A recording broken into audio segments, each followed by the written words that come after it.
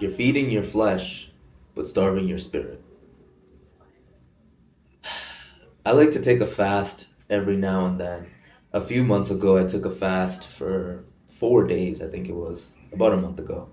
And I just remember feeling so connected. The first day, I was starving. The second day, I was craving food. The third day, though, I was still craving food, but I was present for every single moment of the day. My mind would wander for a moment, but then it would come back to the fact that I have no food in my stomach. And this is the kind of extreme life that I like to live. I'm not perfect with my extreme living, but what I'll tend to do instead is I'll go extreme in the direction that I don't want to go in, and then I'll go all in on the direction that I do want to go in. Iman Gajri, he's a YouTuber, kind of talks about this concept of monk mode, where you completely dial in on all the things you want to do, and then you take time off after you completed the monk mode to just go and indulge in life, go live. But if you never actually take the time to starve your flesh, you'll never actually be alive. And starving the flesh comes in many forms, but the primary one is food. We eat way too much food, bro. We're constantly satiated, and this constant satiation leaves us to be distracted all the time. Nowadays, I like to fast until at least noon. 11 o'clock noon is when I like to get my first meal of the day. And the reason why I do that is because, one, it makes my life a little bit harder. I can't just wake up and the first thing I do is stuff my face. Secondly, fasting makes you younger because you put your body through some level of adversity. Most people don't even put their body through any adversity. What happens when you put your body through adversity is that it goes into this heightened state where it needs to adapt. You see things start to happen inside the body. Autophagy. Look into this stuff, bro. It literally cleanses out your system, and people don't do it. Another thing that I do, starving your flesh, bro, it comes down to not giving in to your desires all the time.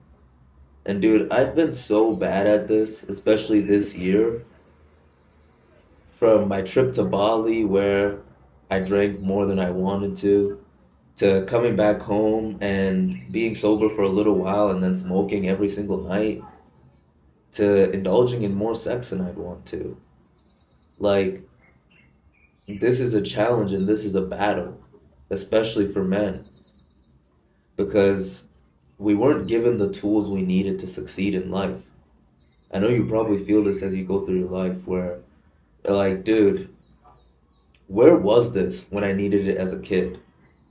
Where was this piece of advice when I was a teenager growing up and everything was hard and making friends was an uphill battle, and I didn't realize that if I could be more outgoing or if I could learn about social skills, I could actually make more friends in high school. If I understood power dynamics, I would have aligned myself with the right people in high school. But none of those answers were there. The books that we read were pointless. So starving the flesh comes really down to not giving yourself what you always want. Sometimes choosing the better future over the desired present reality. And it's a struggle, bro. I know it's hard because I've been struggling with it. I can only imagine what other people are going through because I've gotten better with this, bro.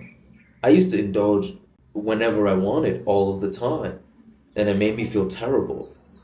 You see, a nation is born stoic but dies Epicurean. And what does that mean? A nation is born with this mindset of foregoing instant pleasure and actually choosing the desired future. But then what happens is, as a nation becomes more successful, it's not only more rewarding, it's also the path of least resistance, and everyone else is doing it to choose the instant pleasure and the future misery. I've done it. I still do it. I talk a good game, but don't watch me too closely because this past year has been full of ups and downs. I can still say fully well, though, that I'm proud of the year that I've had. And I hope you can say the same thing too. If you've learned something, if you've taken something out of this year that you can bring into the next year that's going to propel you forward, you've done well.